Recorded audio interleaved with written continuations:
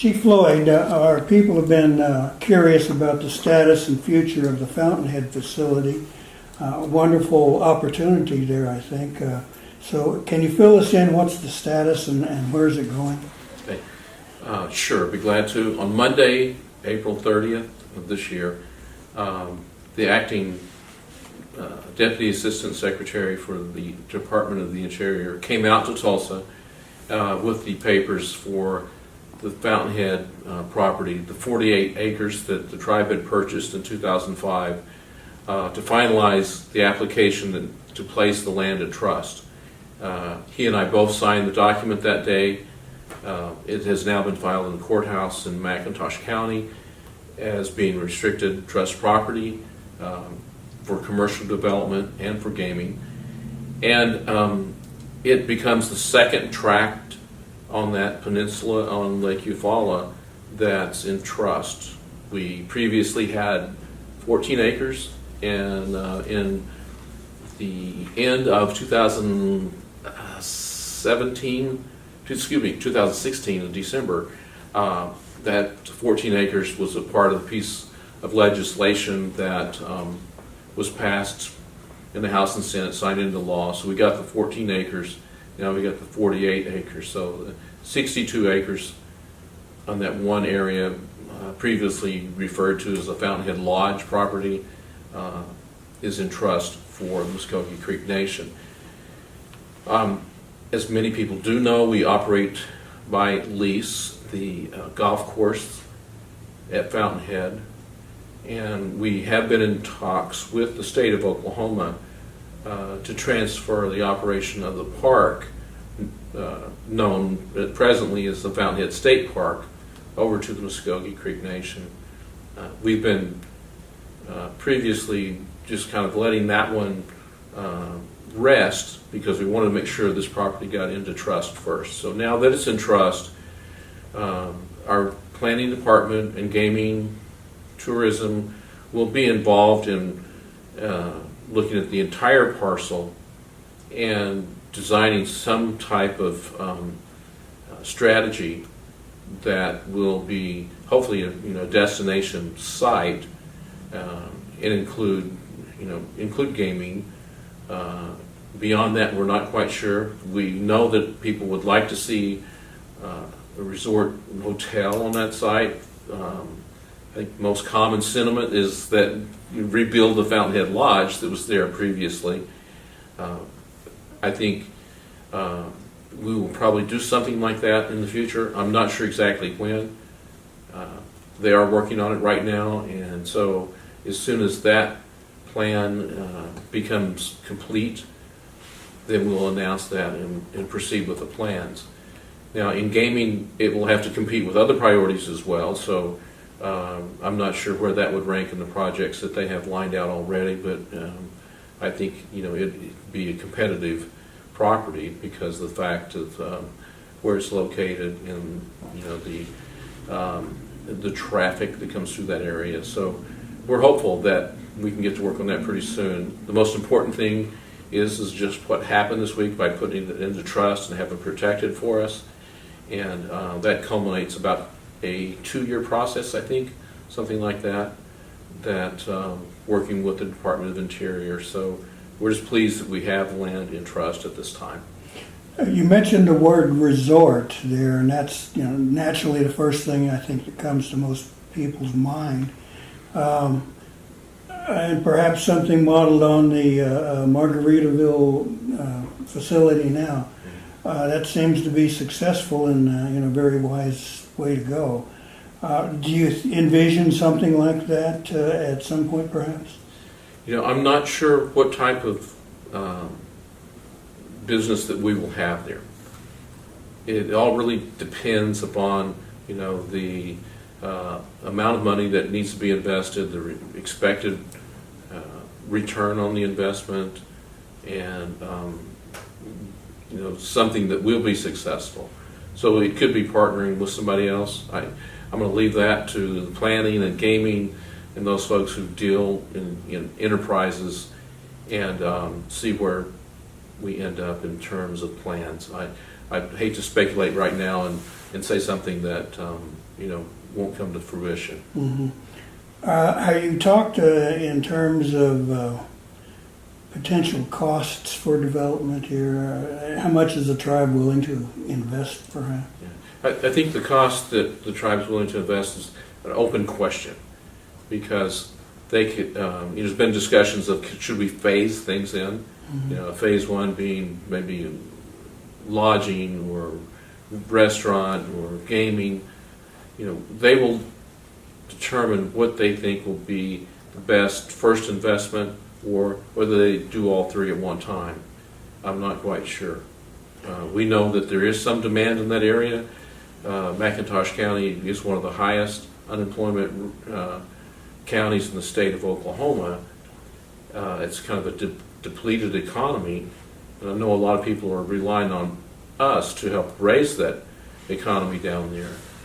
But at the same time, we have to have people coming in with money to support any expenditures that we place in that property, any investment. Are you looking to perhaps outside investors? The corporation behind Margaritaville was a factor in, I think, the success here. It brought that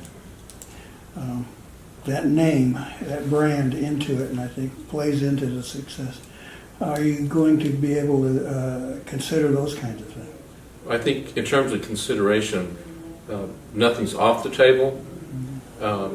Certainly with any brand that comes in, there's also attachments to that, because you're buying into a brand. So what is it going to cost you to buy into the brand versus us developing it on our own with the Muscogee Creek Nation brand? So they're going to have to look at the numbers very closely and decide, what is going to be best for that location. And if we can build it to where it is a destination, then I think the attraction will certainly be there for a lot of people to go there. And so we'll be looking at, again, all the parcels that are there, even the state property, which is about 5,000 acres that we don't have right now.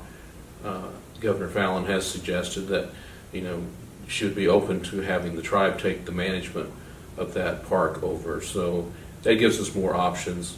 They'll just put all the options on the table, look at the possibilities, and soon be coming up to me and National Council with a plan of what they expect to go in down there. What does local government think about an idea like that? Sometimes counties or states are reluctant, perhaps, because they see this land being taken out of their tax base, and they don't get anything out of it, so to speak. Has that been addressed, or are the local folks supportive of a plan like that? I know it's early, but have you been able to gauge that? We've had letters of support from Shakota, Eufaula, both the city governments, Chamber of Commerce, fishing groups have also weighed in and said that they're supportive of us having businesses there. The county, the taxes that we pay, I think are only about $19,000 a year. That's not a significant amount of money compared to other places that we have fee property. But so we'll have to replace that in some way with an economy. But I think in general, the county leaders, city leaders are all very excited that we would put that in a trust. Again, the sentiment goes to what was there in the first place 50 years ago when the lake went in, the lodge was built. People are all the time hoping that we would build something back like what was there before.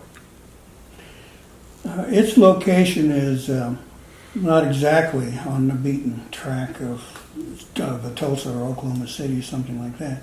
So it would seem like there might have to be an extensive marketing campaign to go along with it to make people in Oklahoma and surrounding areas, and indeed the world, aware of this wonderful opportunity there. So have you got plans for that, an idea perhaps? Well, there is a campaign that would have to be put into place. Recently, the Honey Springs Battlefield site that has opened is attracting about 100,000 people a year. And so when you look at that, and it's 12 miles away, it's not too hard to begin to bridge those together. I don't know the exact numbers of people who visit Lake Eufaula every year, but we would certainly open ourselves up to the visitors to the lake.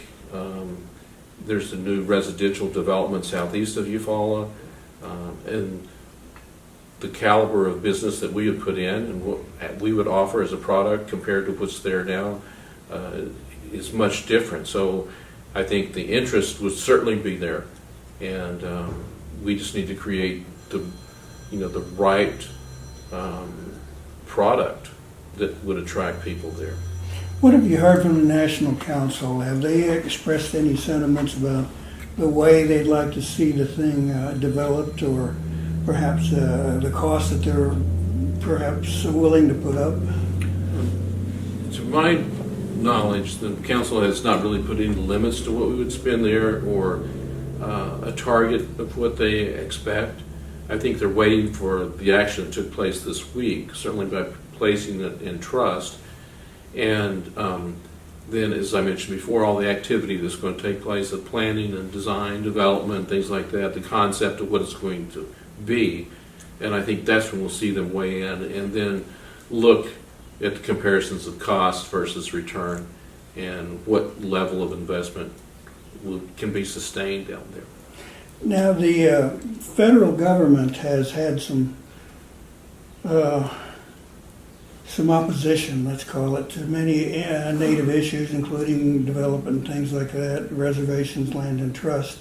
Did you encounter any opposition to that through the Interior Secretary or higher up even?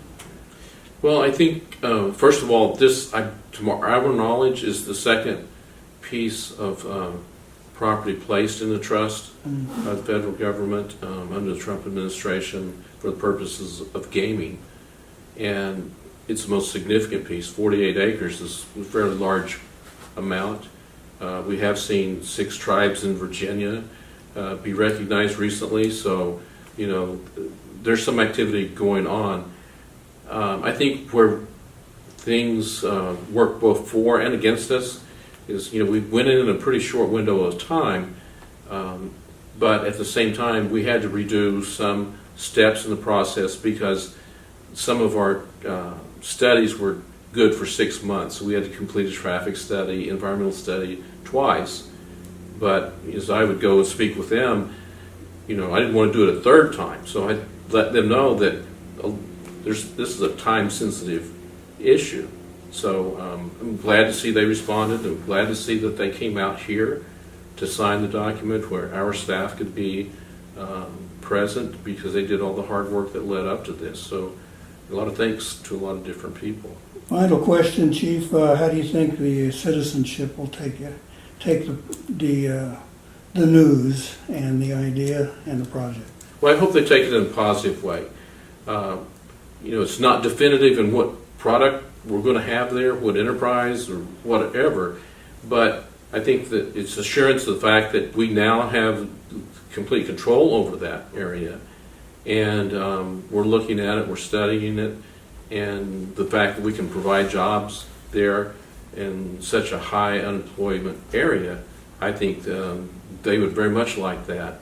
And if we can bring other businesses associated, travel plazas or motels that may be in the community, then we've brought other businesses along with us. And that, along with our investment in the clinic in Eufaula, which is attracting other medical people to want to locate near our clinic, kind of shows the desire that people have in that area. And so maybe our investment will bring other investments to accompany that. Okay. Chief Floyd, thank you very much. We appreciate you taking time You're welcome. Thanks. to share this news. I'm sure it's good news, and we're very pleased. Thank you, sir.